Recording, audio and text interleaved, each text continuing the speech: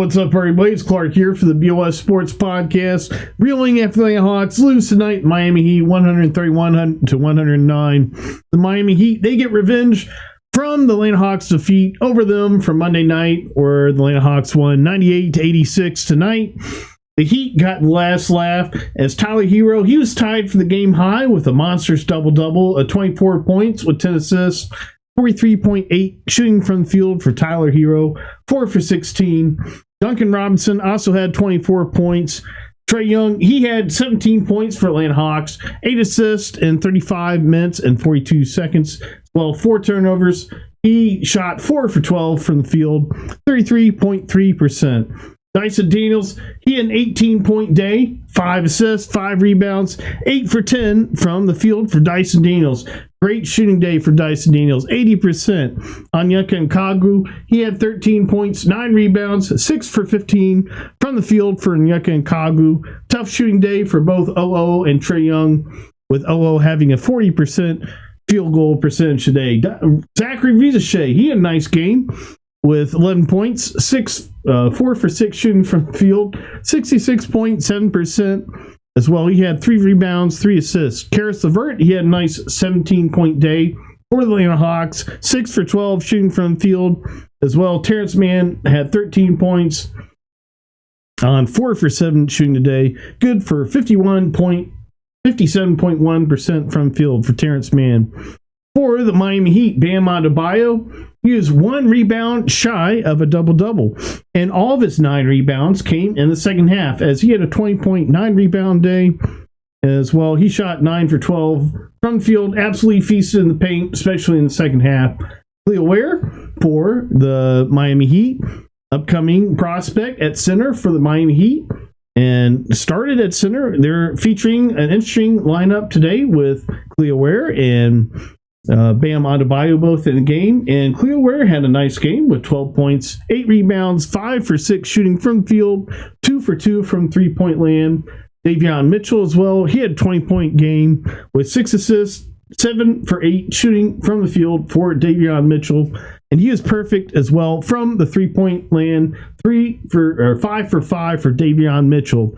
Both Cleo Ware and Davion Mitchell were absolutely cooking from beyond the 3-point land for the Miami Heat. Haywood Highsmith as well was himself with 14 points, with 4 for 5 shooting from the field. All threes except for 2 free throws he shot. He made 4 3-point shots and 2 free throws. Good for 14 points for Haywood Highsmith. As well, he had 7 rebounds, 5 assists, 1 steal, and 1 block. Monstrous game. I remember he had a nice game versus the Hawks earlier this year, and he did it again versus the Hawks tonight.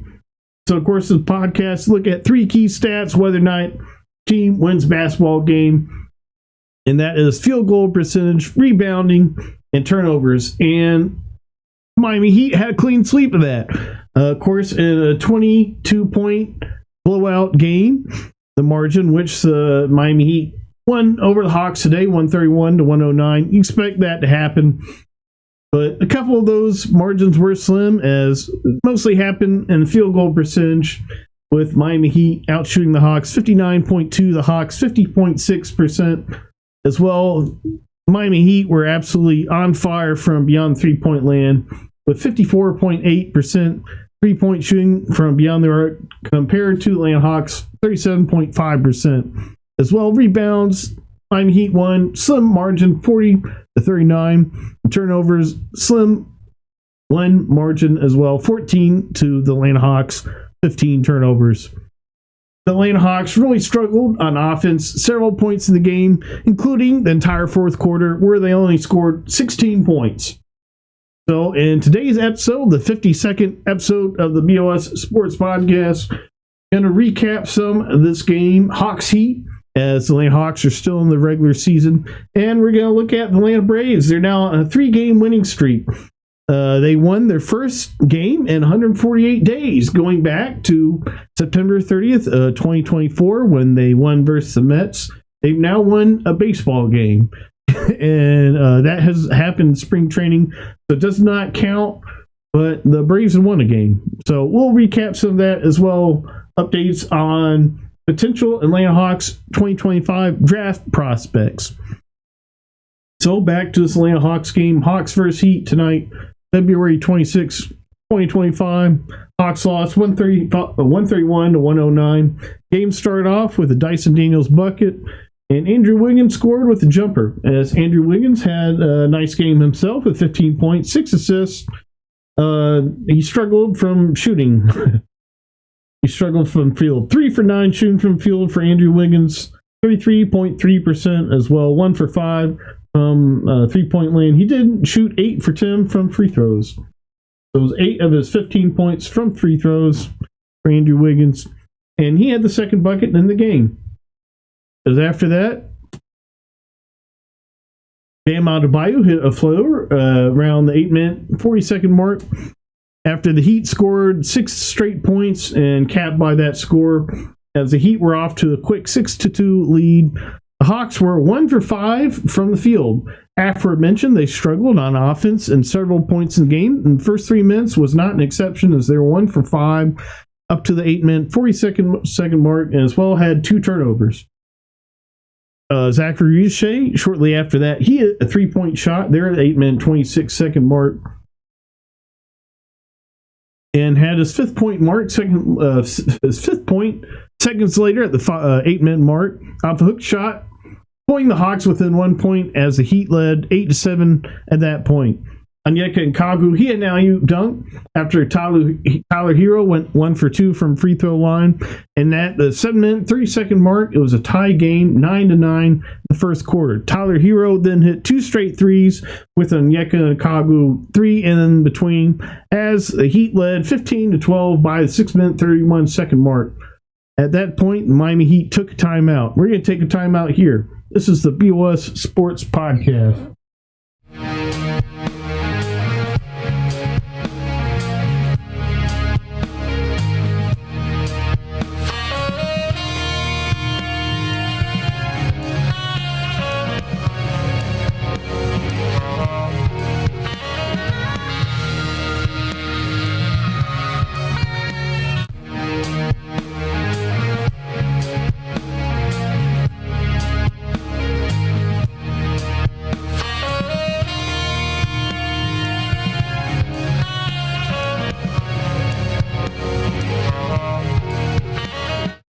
So right out that Miami Heat timeout, the 6-minute, 31-second mark, the Heat score 4 straight. When Karis LeVert, he had the answer with a 3-point shot, 5-minute, 5-second mark, 19-15 Heat. The Hawks then trade buckets with the Heat within the next 2 minutes. Dyson Daniels got a layup. Zachary Richey got hit. Georges Niang, he had a 3-point shot. I believe that was the only hit he had hit all day.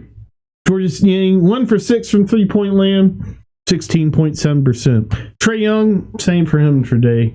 They both struggled from 3-point land. But Georges Niang, he hit he hit his only 3-point shot there in the final minutes of the first quarter. But here come Khalil Ware and Tyler Hero with a jumper, and Bam Adebayo dunk as his 25-22 Heat over the Hawks after Georges Niang's 3 at the 3-minute, 37 mark the first quarter. Clint Capella then brings it to within 1 at 3-minute mark of the first quarter. 25-24 Heat after a bucket by Clint Capella. Hawks take their final first lead since Dyson Daniels' bucket to start the game on Trae Young's free throws at the 2-minute, 24-second mark, with the Hawks over the Heat 26-24. Karis LeVert then gets a layup seconds later, 28-26. Heat over the Hawks over the Heat. That would be the last time the Hawks scored in the first quarter. As for the last 2 minutes of the first quarter, aforementioned, the Hawks struggled to score during spurts of the game. They struggled to score between Dyson Daniels' score and 8-minute, just under 9 minutes of the first quarter, and as well in the last 2 minutes of the first quarter. As after Karis LeVert's layup there at the 2-minute, 7-second mark, the Hawks would not score again for the first quarter. Contrast, Miami Heat, Andrew Wiggins would get free throw. Haywood Highsmith would get a 3-pointer. And that would be 4 points for the Heat, giving them a first quarter lead of 29-28. Second quarter opened with Duncan Robinson getting a 3-point shot. As Duncan Robinson went on absolute heater, I believe he scored 14 points there, the first 5-minute, 30-second mark. I have that noted later, and we'll have that exact figure in a minute. Trey answered after Duncan Robinson's three-pointer opened the quarter with a floater of his own, 32-30 Heat at 11-minute, 29-second mark. Trey then got a floater off the glass on and run play. Foul on Haywood Highsmith. Trae Young gives the Hawks lead there. Again, 10-minute, 56-second mark. 33-32 Hawks after free throw made by Trae Young. But here comes the Heat with Duncan Robinson, another three-pointer, his second of the quarter. 35-33 Heat back over the Hawks. Clint Capella then answers with the layup, his fourth point. 35-35, tied again, 10-minute, 27-second mark. And Terrence Mann, he comes up with some free throws, 9-minute, 31-second mark. Hits a three-point shot second later, 40-35 Hawks. But Heat come back with Andrew Wiggins and one. He has to answer on the other win. And Bam Adebayo bucket, 40-40 tie game again. At 8-minute, 24-second mark of the second quarter. And that was the start of a 13-0 run, capped by a Duncan Robinson three-point shot there at 6-minute, 56-second mark as the Heat led 48-40. Onyeka then quelled run with a layup temporarily, putting the score 48-42. But Duncan Robinson, he got a layup on the other end, his 14th point, all 14 of his points coming within the 5 minutes and 20 seconds of second quarter. And that would be 14, I believe, of the 24 of his the game for Duncan Robinson there in just 5 minutes, 24 seconds. So they really did not have an answer for stopping Duncan Robinson. He was left alone and had a few open shots there for the Heat. Onyeka Okongwu, he had that answer a minute ago. And minutes later, Haywood Highsmith, Terrence Mann trade threes, and by the 5-minute, 37-second mark, second quarter, it's 53-45 Heat. Dyson Daniels got a floater off the glass, 4-minute, 57-second mark, as it was 53-47 Heat. Haywood Highsmith answer again with another three-pointer, his 9th point, 9 out of 14 of the day, as he would have a three-point shot and a couple free throws in the second half. 46-47 Heat over the Hawks there, second quarter. But here comes Onyeka Okongwu. He answered right back with the layup on the other end. Nice shot selection by the Hawks. They had a very nice game in the first half. I felt like even with some open shots by Duncan Robinson and Haywood Highsmith, I felt like overall they were playing fairly nice effort on defense. And as well, they were playing a very selfless brand of basketball in the first half for the Atlanta Hawks. So going back there to the second quarter, Terrence Mann, he had a bucket there at the 4-minute, 1-second mark there to pull the Hawks within 1 point, as the Hawks were down 56. After Tyler Hero had his third, he hits a three-pointer there, his 12th point at 3-minute, 44-second mark, 59-51 Hawks. After Terrence Mann bucket there at the 4-minute, 1-second mark, the Hawks were only down by 5 as the Hawks started to pull a late second quarter rally there. But Tyler Hero answered right back with his 12th point, 59-51, as the Heat bring their lead back to 8 points. Karis LeVert then answers with a three-point shot of his own, 3-minute, 29-second mark, 59-54 at that point. Hawks would then outscore the Heat for the rest of the second quarter, 11-6, with buckets by Dyson Daniels on a layup and a three-point shot. Trae Young hit a couple free throws. Onyeka Okongwu had tip-in. Karis LeVert had free throws. His 10th point by the half, as he'd have 17 for the game. The half ends tied 65-65. Things were looking hopeful. We'd have a potentially similar result to Monday's game where the Hawks won 98-86. So Onyeka Okongwu, he had 11 points in the first half, 3 assists, 2 blocks, 1 steal, 5 for 8 from the field. Nice shooting day for Onyeka Okongwu in the first half. He really struggled in the second half, matching up Khalil Ware, Bam Adebayo. They really kept him down, as of course, after shooting 8 for 15 from the field. You would have 1 for 7 from the field in the second half, with 6 for 15 overall shooting from the field for Nick Nkogu on the day. Dyson Daniels, he had 11 points first half, 3 assists, 2 rebounds, 2 steals, and was perfect from the field, 5 for 5. Karis LeVert had 10 of his 17 points, 3 for 6 from the field, 2 assists, 2 rebounds, 2 steals. Seemed very active on defense, Karis LeVert, and it showed in the stat category. Having 2 steals. Terrence Mann had 10 points first half, 2 assists, 3 for 4 shooting from the field, and hit both of his 3-point shots in the first half. Trae Young, he had 9 points in the first half, 2 assists, 2 for 5 shooting from the field. Zachary Shea, 7 points first half, 3 for 5 from field, and 2 turnovers. Team stats for the first half were 60 to 58.5% from the field. The Hawks were out shooting the Miami Heat quite by a slim margin, 60 to 58.5% as well, without rebounding them 20 to 17. 9 to 9 turnovers. It seemed like if you just potentially just held down Duncan Robinson, Haywood Highsmith a little bit better, that the Hawks would have a nice lead. But that's not quite what happened in the second half, as the Hawks struggled versus Miami Heat defense, and as well struggled with their own defense. The defensive struggles continued in the second half. For the Miami Heat, in the first half, Andrew Wiggins had 11 points, 3 assists, no rebounds, 2 steals, 3 for 7 shooting from field, 42.9%. Bam Adebayo at halftime had 6 points. He had 6 points and no rebounds. He had all 9 of his rebounds in the second half, and he had 14 points. He absolutely went to town, showing up there in the second half. Tyler Hero in the first half, he had 17 points, 2 assists, 6 for 10 shooting from field, 3 for 3 from 3-point land, as he's absolutely cooking for beyond the arc. He shot 4 for 8 overall, so he'd go 1 for 4 in the second half. Cooled off a little bit. Duncan Robinson, he had 14 points, all within 5 minutes, 30 seconds of the second quarter. That'd be 14 of his 24 points there, that short span of the game. As well in the first half, he shot 5 for 7 from field, 71.4% as well, 4 for 6 from 3-point land. Haywood Highsmith had 9 points on 3 threes first half. He'd hit a 4-3 in the second half, as well as 2 free throws.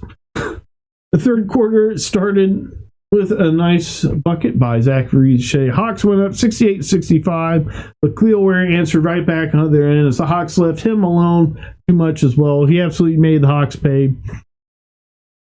68-68 tie. And then here comes Mo Gay with a highlight alley-oop dunk off of Trae Young's third assist. But here comes Davion Mitchell on the other end. He commits a technical foul on Trae Young, and he hits the free throw and got a jumper. Seconds later, Hawks up 73-68. Things were looking good for the Hawks. They're early in the third quarter. Here comes Tyler Hero on the other end. He gets fouled, gets free throw line, 73-70 Hawks. By 3. Bam Adebayo. Seconds later, he tied the game, 76-76 at the 8-minute, 23-second mark. Tyler Hero, he got free throws there. Seconds later, 8-minute mark, tying the game again, 78-78. But Mo Gay, he answered with a 3-point shot. His 5th point off Trae Young's 4th assist. Trae Young, he answered, he got a 3-point shot. Seconds later himself, 82-79 Hawks. Zachary Shea, he then had a nice behind-the-back pass. Dyson Daniels hitting him on a cut, sweet dime to the rack, resulting in a score for Dyson Daniels. Zachary Shea's 3rd assist, putting the Hawks up 84-81 at 6-minute and 1 second mark there of the third quarter. Karis LeVert, he had a 3-point shot there at the 5-minute, 23-second mark. His 13th point of the day, 87-84 Hawks. But here comes Bam Adebayo. He hits a jumper. 2 of the 16 points of the second half. Andrew Wiggins, he got the free throw line seconds later. 88, and hits both free throws, giving the lead back to the Heat, 88-87. Clint Capella, he hit a bucket in the paint. Dyson Daniels' 5th assist at the 4-minute, 28-second mark. But Davion Mitchell, he answered on the end with and one layup. After the Hawks went up 89-88, Davion Mitchell had the answer once again. The 4-minute, 13-second mark with and one play, making the layup, putting the Heat up 91-89. Curtis LeVert at 3-minute, 28-second mark. He got a loose ball foul in the bonus on Haywood Highsmith. To the line, makes both. Staying with the Heat lead, 4 points, 93-89. Davion Mitchell, he has a step back 3-point shot. They're extending the Heat lead to 7 points. But Trey, Karis LeVert, they both answered on the other end with a nice lob play. Another highlight play. The Hawks there in the third quarter. Another highlight play, well assisted by Trae Young. 2-minute, 24-second mark. Duncan Robinson, he hit a 3-point shot. Second chance opportunity. 3 of his 10 second half points as the Heat went up 99-91. And that was a start of 11-2 Miami Heat run to put the game away. From there to the rest of the game, things got pretty bleak for us Atlanta Hawks fans. 42nd mark, Cleo Ware had a 3-point shot. His 13th point off Tyler Hero's 9th assist of the game, nearly to double-double there by the third quarter for Tyler Hero. That would be the final score of the third quarter, 107-93. Fourth quarter opens up with Davion Mitchell 3-point shot, 110-93. Heat already up by 17 there, early seconds of the fourth quarter. Georges Niang, he hits a bucket, answering back, 15-point deficit, 110-95. Terrence Mann answers with a bucket. 10-minute, 19-second mark, 13-point deficit, 110-97. Hawks maybe have a chance, but no, here comes Bam Adebayo and Davion Mitchell. They combined for 5 points, including Davion Mitchell's 3-point shot there at the 9-minute, 31-second mark, 115-97. Lead back up to 18. And here comes Andrew Wiggins. That was Davion Mitchell's 20th and final point of the day there at 9-minute, 31-second mark on that 3-point shot off Andrew Wiggins' 6th assist. Hawks really struggling on defense second half. They struggle on offense. Fans comment on basketball. Fans comment online that Hawks struggled overall at basketball in the second half. Pretty accurate assumption. Terrence Mann hit free throws there at the 8-minute, 44-second mark there. 115-100, Heat up by 15. Haywood Highsmith, as the Hawks would score 9 minutes there, 9 points there, the last 8 minutes and 44 seconds of the game. Not very good for the Hawks. Haywood Highsmith would hit a 3-pointer there at 8-minute, 13-second mark. That felt like pretty much the dagger with the Heat up 118-110. The Heat would score 13 more points. The Hawks would score 9 more points. End of the fun for us Hawks fans. Dyson Daniels, he'd have a couple buckets, a few buckets. Anya Kikagu bucket, Terrence Mann, Karis LeVert score. Game ends, thankfully, there for the Hawks. So, for the rest of the Atlanta Hawks coverage today, before we get to some Atlanta Braves news, we can cover some draft prospects for the Atlanta Hawks. The Atlanta Hawks coming in this 2025 draft have both a pick from Los Angeles Lakers, who are trending upward. They were recently in the low 20s projected draft range. They're now trending upward towards the mid 20s, as well as the Atlanta Hawks have the Sacramento Kings first round draft pick is protected between selections 1 and 12. As of yesterday, the Kings were 15th. Meaning that would translate to about the 15th overall pick in the NBA draft.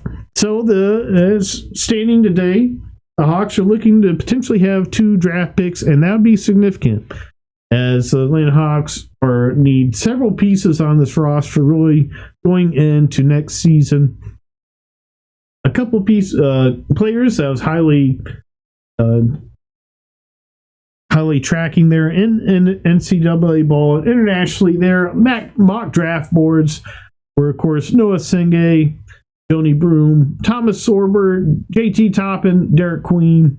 A lot of nice players in the front court. Potential options for the Atlanta Hawks. Unfortunately, Thomas Sorber announced yesterday he's out for the rest of the season with foot surgery, and he was my top prospect for the Hawks to use with their Kings pick. If that realized, and that they might have had to trade up before that injury, he was really balling out. He really looked like a nice prospect. I compared him to Giannis Antetokounmpo. He had nice ball handling skills.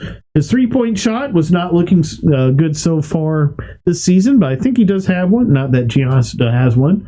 I think Giannis with the three-point shot. That was the ceiling I was thinking for Thomas Silver. Unfortunately, he had that injury. Always concerning to see in college basketball as well. Joni Broom, he is a junior this year. JT Toppin, he's a sophomore this year. They both been a little bit more durable this year for their teams. They potentially translate a little bit better for Atlanta Hawks if they were to draft him there with that Kings pick. Joni Broom, he's been trending upwards with the Auburn Tigers there at power forward in the draft boards. He was projected in the mid to late 20s earlier, but recent mock drafts have him upwards in the top 20. So potentially an option for the Hawks. Noah Senge out of France. He looks absolutely stellar as a prospect, showing great stats. We'll get to him later in this episode here. Quickly, early on here. I got him on the next page. Why not look at him? In 18 games this season, in Europe, Noah Senge's in 23.7 minutes per game. He's averaging 56% from the field, 29.4% from three-point land. So not so great, but a little bit better than a few other our prospects there in the front court. He's listed at 6'10". It's kind of wiry frame. He's just turned 18 December. 5.3 rebounds per game, 1.4 steals per game, and 12.4 rebounds per game. So we're looking at a dual threat who can score at all levels, defend 3 and 4, maybe even the 5 there, depending on how he continues to fill out physically. Of course, he'll not be even 19 if he plays an NBA game next year in his first season. So for Atlanta Hawks, who just drafted Zachary Shea, another young prospect out of France, and looking at this potential window for Atlanta Hawks, drafting Noah Senge, it's a nice option. I mean, he'll continue to develop here as this court continues to develop. And you can still draft at center, nice centers such as Ryan Kalkbrenner or Danny Wolf. So we'll get to that in just a minute. The Hawks have some nice options there in the draft. This is the BOS Sports Podcast.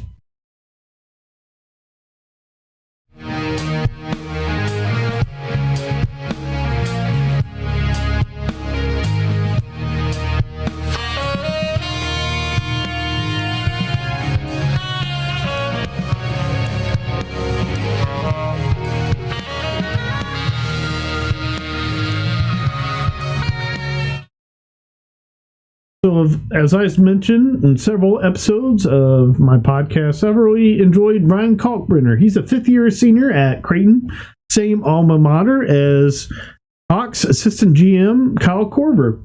And this season, he had a game just this Sunday versus Georgetown. Unfortunately, one of my other top prospects I was looking at in the draft, Thomas Sorber, he went down with a foot injury February 14th. It was just announced yesterday he would have season-ending foot surgery.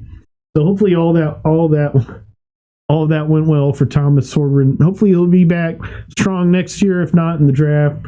So Ryan Kalkbrenner versus Georgetown, he had 19 points, 4 blocks, 8 rebounds Sunday. And on the year, Ryan Kalkbrenner, as a 3-time Big East Defensive Player of the Year, he's as well averaging this season 18.7 points per game, 2.8 blocks per game, 8.5 rebounds per game, 41.5% from three-point land, 66% overall from the field. As far as a front court player and combination of defense and field goal percentage, he's about the best I see on the draft board. Of course, there's some more physically gifted athletes and players with higher ceilings, such as Damon Malik there with the Duke Blue Devils. Several players at front court have seen with higher ceilings, including Danny Wolf, projected to potentially be in the Hawks draft range, the Lakers pick.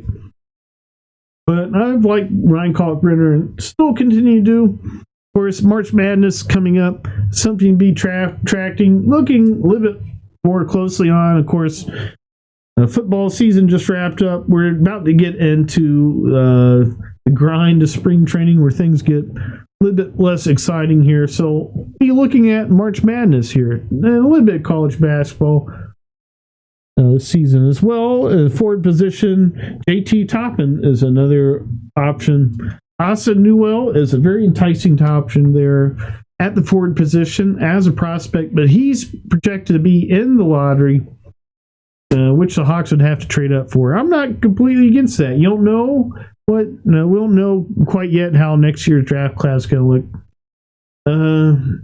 Not using that draft pick, potentially use the 2027 draft pick. As Trae Young's contract, it's up after next year. Not up, but he has a player option. It's very confident within Atlanta Hawks fans that he'll work something out, but he does have a player option after next year. So that 2027 draft pick really doesn't mean a whole lot. So that's something you potentially use to trade up. Might avoid using the 2026 draft pick, even though San Antonio Spurs hold swap rights for that.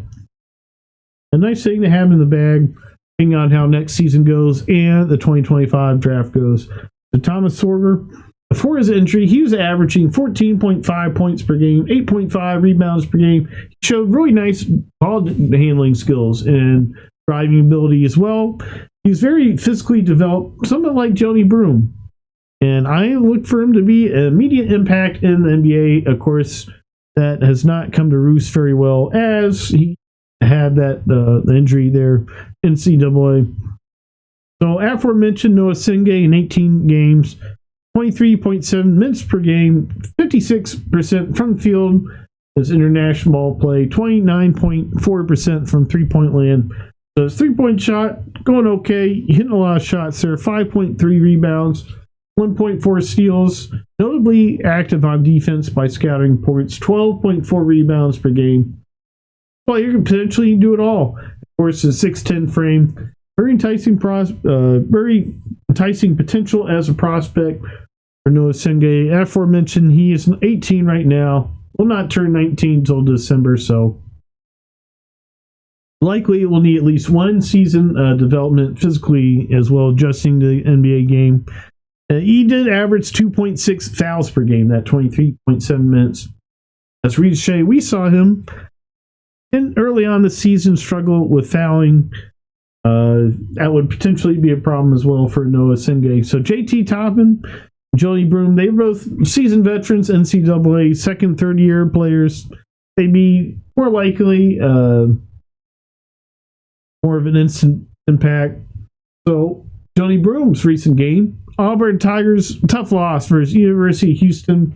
Interesting upshot team there at NCAA. University of Houston not notably doing well there in any kind of sport, but today, as of now, they're fourth in NCAA.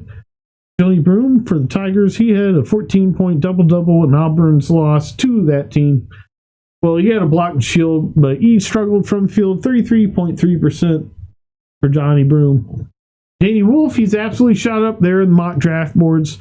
Now projected in some to be picked by the Lakers there, by the Hawks via the Lakers pick there in the mid-20s. As he was originally projected to be around somewhere in the second round earlier in projections.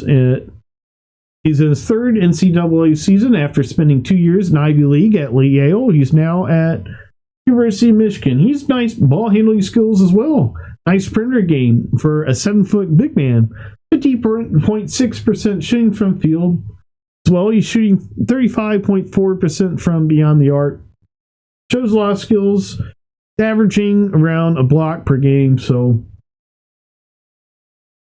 not quite as much defensive prowess or defensive stats as we've shown Ryan Kalkbrenner show, but get these players in the NBA and see what happened. So the Braves, about to transition here into some Braves coverage. Before we do, can go back to a segment that aired episode or two ago, my trip to Philadelphia. You'll really enjoy the segment. This will include some game footage, some coverage, some commentary, some play-by-play, pitch-by-pitch by me on some at-bats, as well as commentary. What it's like to visit Citizens Bank Ballpark as a Atlanta Braves fan. So here we go. So here we go, back from August 30th. My trip to Philadelphia, seeing Phillies Braves August 30th, a game which the Braves won 7-2. 6-pitch, Joe Jimenez to Bryce Harper here. The bottom of the 8th inning, 1-2 pitch, fouled off, 87-mile-an-hour slider. Bryce Harper had a 10-pitch at-bat. We're really going to miss Joe Jimenez in 2025. Of course, he was announced last fall, being announced out for the year. Here comes a 7-pitch, 2-2. Slider down, ball. And here comes the 8th pitch to Bryce Harper. Joe Jimenez in 2024 had a 2.62 ERA, a sub-1 whip with 0.99, and 68.2 innings pitched. Another ball, 3-2 count. Bryce Harper, fastball up, 95.8 miles an hour. Really wish the Braves would sign another high-leverage righty. There's still Kyle Finnegan, Luis Garcia out there for the Braves here on this date of February 12th, 2025. 9th pitch to Bryce Harper, 95-mile-an-hour fastball. And it was an absolutely brilliant inning by Joe Jimenez. You get 3 out of the 4 batters faced out. Including there's, I believe, a fan ran on the field. But here Bryce Harper goes up the middle to Michael Harris, center field, base hit. But here's another video from that night. Interesting thing that the Phillies did. They had an Elvis entertainer there. Don't have much comments for this. It was a nice, cool night there. A windy breeze. It's nice being in Philadelphia. Cool air, cool weather. I'd like to go back there. Citizens Bank Park in the summer heat of Atlanta in August. Perfect weather to eat, drink outside. It's a cool 60-ish degrees. Can even dip into the upper 50s a little bit. Get a little bit nippy. But it's a nice change of pace from the summer heat, the 90s, 100s of Atlanta. Here you see the bullpen chilling out there. I'm sure they enjoy cooling off a little bit. Here's Brian Snitker, the Braves dugout. You can see Max Fried. Miss him. Marcell Ozuna at bat, wearing the yellow protective gear. Grant Holmes, we'll see what kind of year he has for Atlanta Braves this season.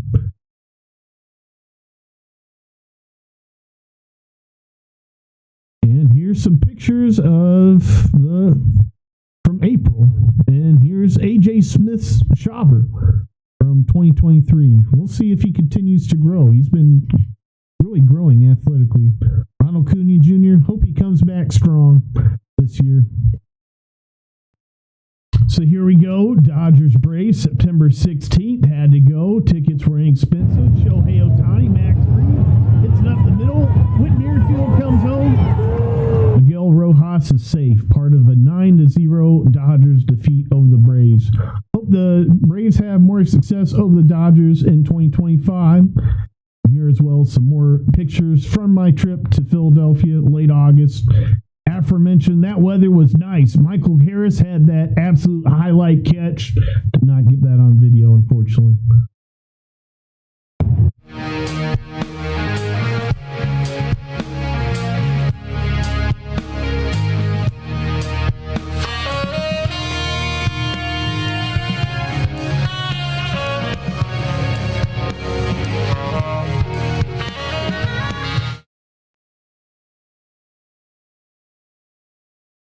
All right, so the Braves have now played 5 spring training games. They're now on a 3-game winning streak.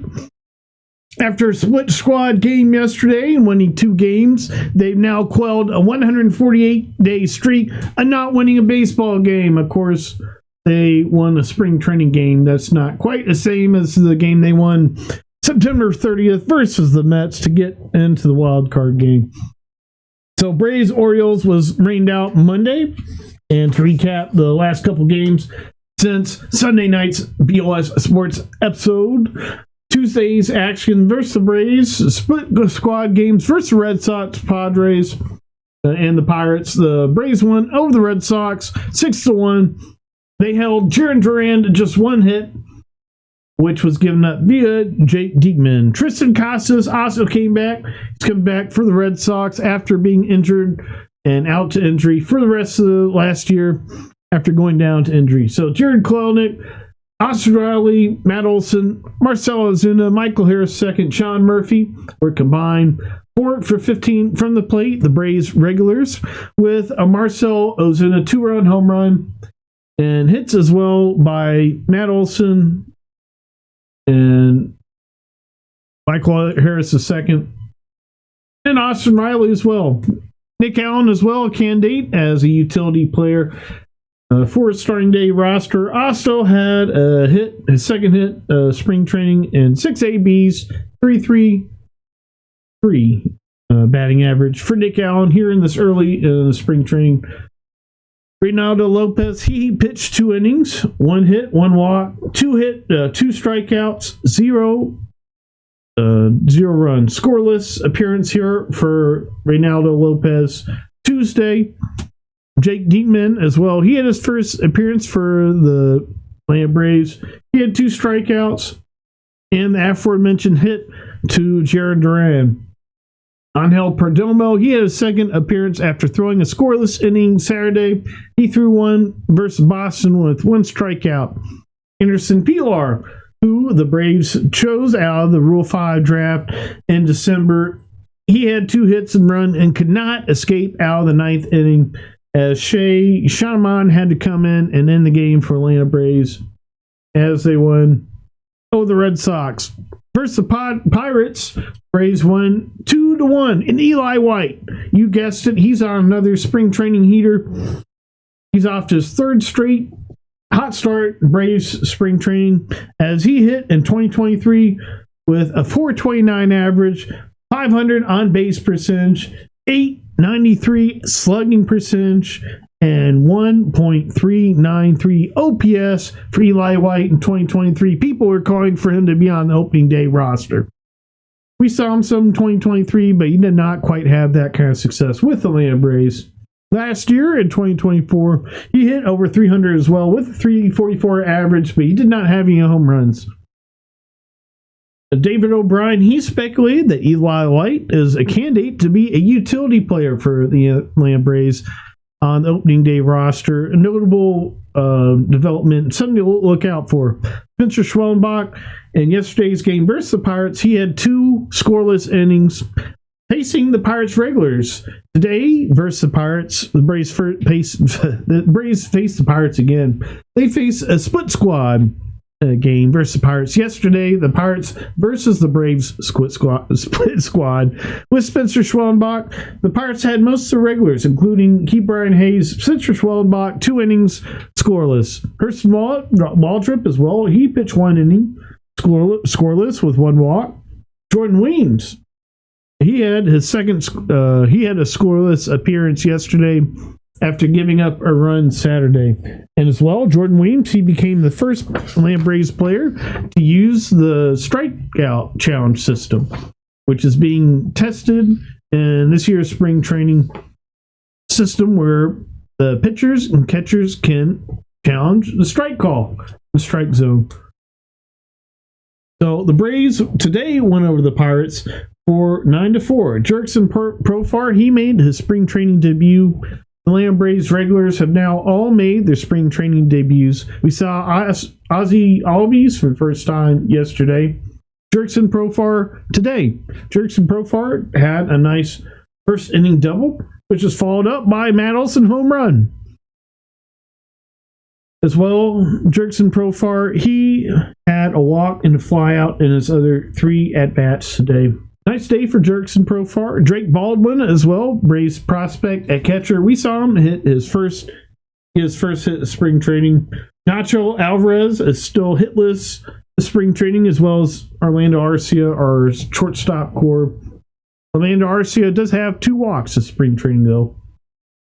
AJ Smith-Shawver, he had a sharp day versus the Pirates today. 2 innings, pitched 2 hits, scoreless appearance with 3 strikeouts. Dylan Lee, he had 3 hits, 1 strikeout, 1 run. He had a home run.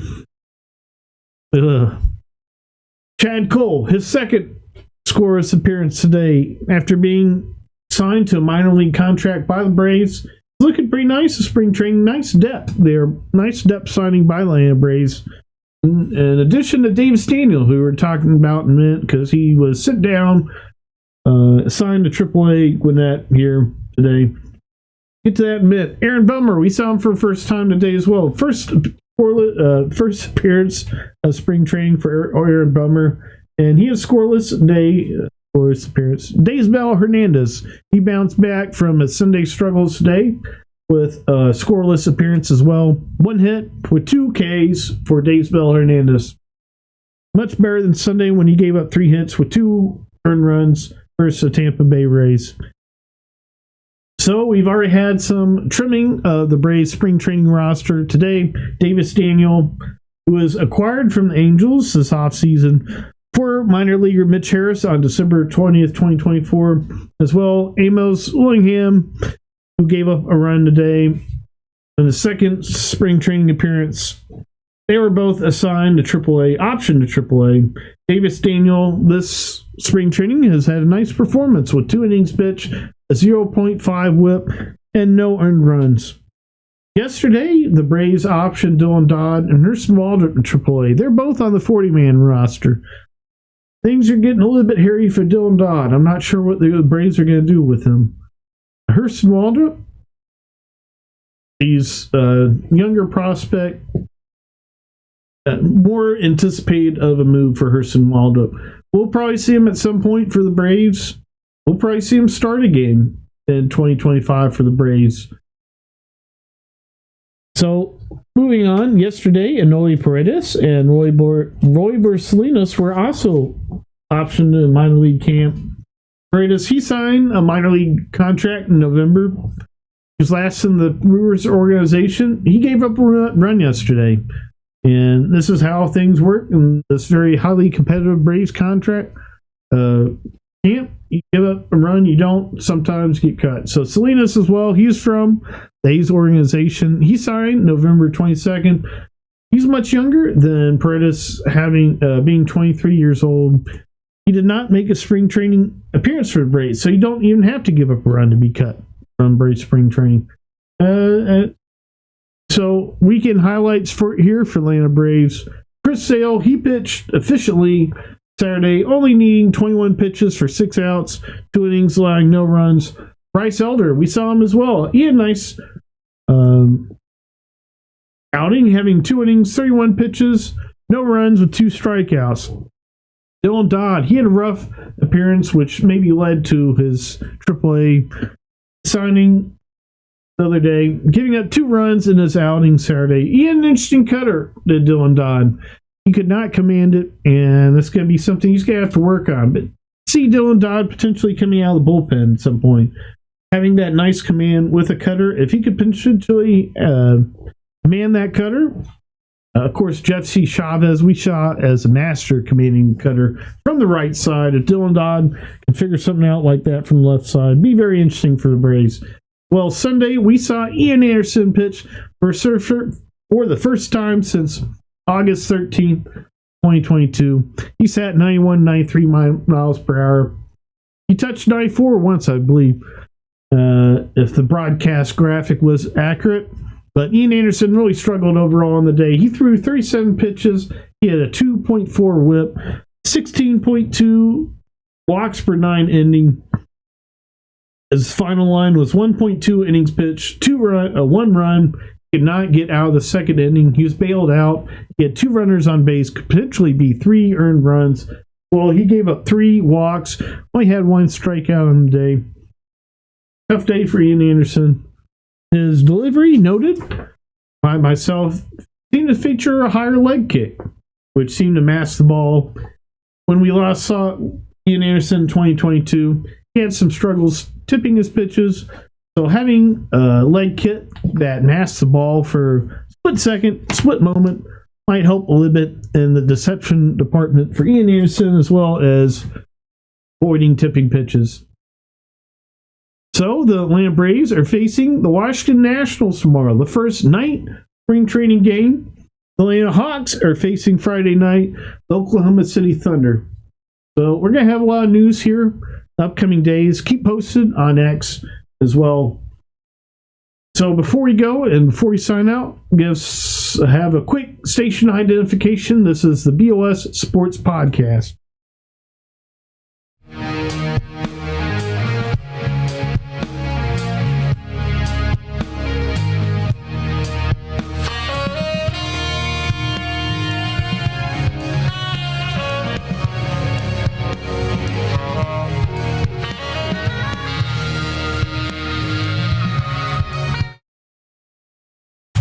I believe tomorrow night's game is the first game on Peachtree TV this season, and for the Braves, I believe they're on Peachtree TV tomorrow night. Well, in the MLB app, as always, first the Nationals tomorrow night, and then they'll be facing the Marlins on Friday. For Atlanta Hawks, the schedule really heats up, gets tough. They're facing the Thunder Friday, Grizzlies Monday, Bucks Tuesday, then Pacers twice next week, next Thursday, and Saturday the 8th. Ooh, things can get tough here for Atlanta Hawks before we get better. Hoping to keep in the play-in tournament, make some noise there in the play-in tournament. Keep that pick that San Antonio Spurs own of ours, our 2025 draft pick, out of the lottery. So next BOS Sports Podcast, looking like it's going to be Monday night after Hawks Grizzlies.